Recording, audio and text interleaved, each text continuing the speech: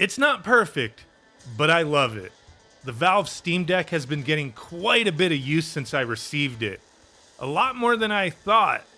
Initially, I was a bit worried I would mess with it a day or two and then set it aside, maybe grab it every great once in a while. But I've been playing it a lot. I find myself drawn to it. I guess it depends on how you look at it, but it may not be the best way to play PC games, but it's damn convenient, and I think that's what I really like about it. I remember leading up to the Steam Deck release with some of the videos where I discussed my thoughts. That was one of the things I said I wanted and was excited for. Having a portable handheld PC to just chill with, play while I'm in my living room on the couch or, in my bed or whatever. Pick up where I left off on a game I was playing on my PC while just chilling type of thing. And that's what I like about it. It's convenient for me. Now, after my initial impressions video, a lot of people had mentioned they wanted me to try out emulating some old school games and consoles. And today, that's what I wanted to start to do. Now, I decided to start with the Nintendo GameCube, see how well that handles, and kind of go from there.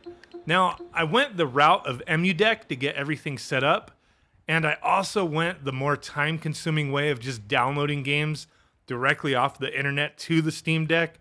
I really suggest if you're going to go this, route emulating on the Steam Deck, transferring ROMs from a PC instead of downloading directly and having to unzip ISOs and moving them around, as it's very time-consuming.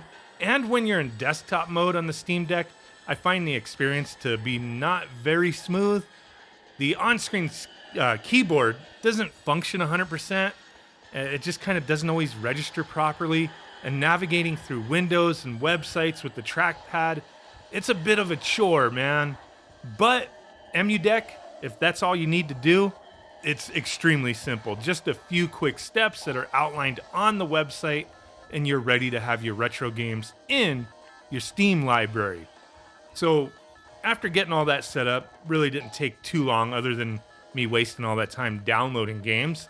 I checked out a handful of games for the GameCube, and I like how they're accessible straight from the Steam OS library in your non-Steam games category.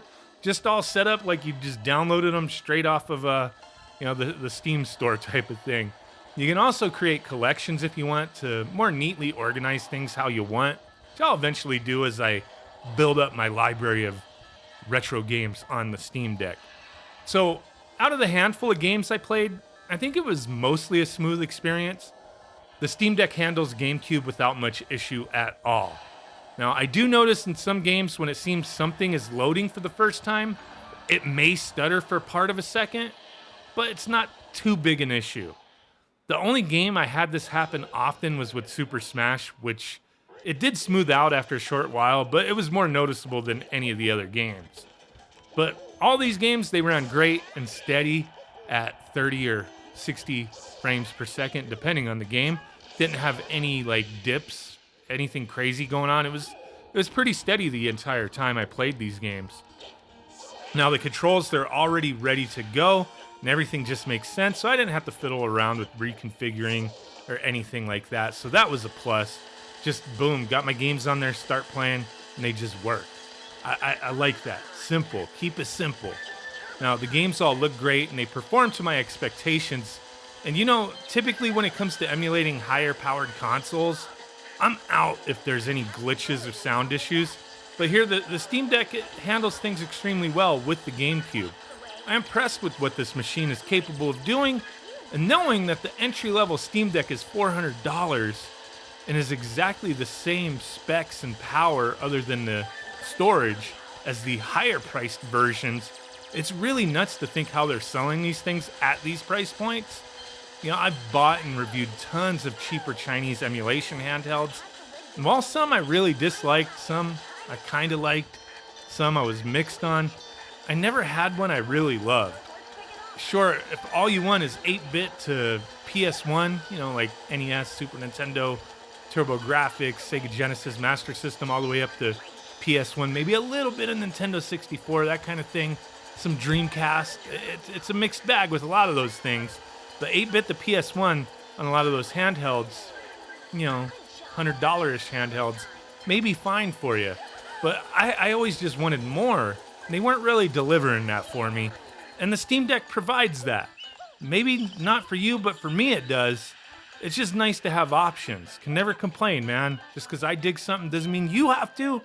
And because you dig something doesn't mean I have to. I mean, hey, as long as we're enjoying what we're doing, playing the games we want to play, I don't give two shits how you're playing them, right? I just like to share my experiences. I'm an experienced kind of person. Just share what I'm dealing with and, discuss some things with you guys. You know what's up. Now, some people, including myself, will see the Steam Deck as a fairly priced, viable emulation handheld, but others will see it as a large, handheld PC they cannot put in their pocket or man purse with poor battery life. The only thing I can really say to that is, yeah, it's big. It is really big. I mean, it's fairly huge. It's not like unwieldy, in my opinion. It's not too heavy. It's comfortable to hold.